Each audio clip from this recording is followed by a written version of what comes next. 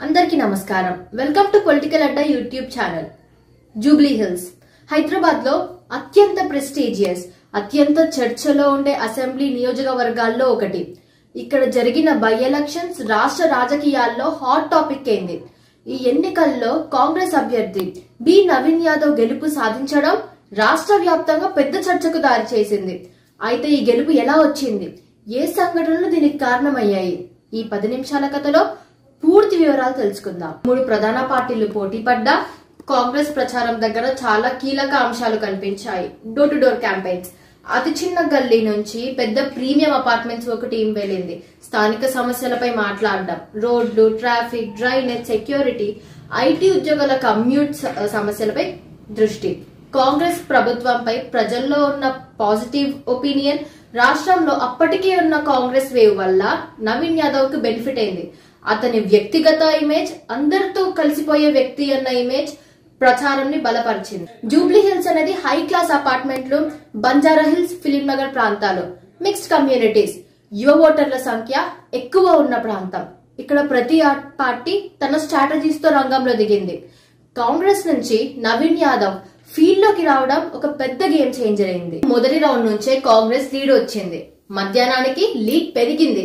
Final గా Naveen Yadav comfortable మెజారిటీతో గెలుపు నమోదు చేశారు. ఈ గెలుపు వెనక ప్రధాన కారణాలు గ్రౌండ్ కనెక్షన్, యువత మద్దతు, స్థానిక సమస్యలపై క్లియర్ విజన్, కాంగ్రెస్ ప్రభుత్వంపై ప్రజల్లో ఉన్న ట్రస్ట్. జూబ్లీ హిల్స్ లాంటి హై ప్రొఫైల్ నియోజకవర్గాలను గెలుచుకోవడం ఆయనకు పెద్ద రాజకీయ బోనస్ గా పెరిగింది. ఈ ఎలక్షన్ లో ఇతర పార్టీలు కూడా బలంగా ప్రచారాలు చేశాయి. ప్రజలు మిక్స్డ్ రియాక్షన్స్ చూపించినా చాలా మంది గ్రౌండ్ రియాలిటీస్ ఆధారంగా నిర్ణయం తీసుకున్నారు.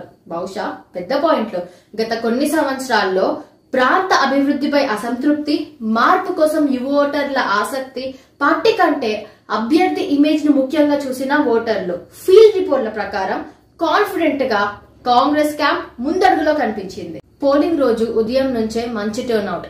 అపార్ట్మెంట్ క్లస్టర్స్, ఐటీ ప్రొఫెషనల్స్, యువత ఓటు వేయడానికి బాగా రాక సాయంత్రం వరకు కాంపిటీషన్ కఠినంగానే సాగింది.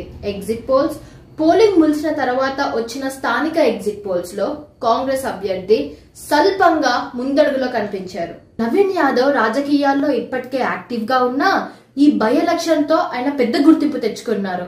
అతని ముఖ్య ఫ్యాక్టర్లు గ్రౌండ్ లెవెల్లో భారీ యాక్టివిటీస్, యువత, ఐటీ ఉద్యోగులు, మధ్యతరగతి వాళ్లతో కంటిన్యూస్ ఇంటరాక్షన్, ప్రాంత సమస్యలపై ఫోకస్, సరళమైన ప్రజలకు దగ్గరగుండే ఇమేజ్, ఓటర్లకు చేరువవ్వడమే ఆయన ప్రత్యేక బలం. ఈ బై ఎలక్షన్ ఫలితాలు రాష్ట్ర వ్యాప్తంగా రాజకీయ సందేశం ఇచ్చింది.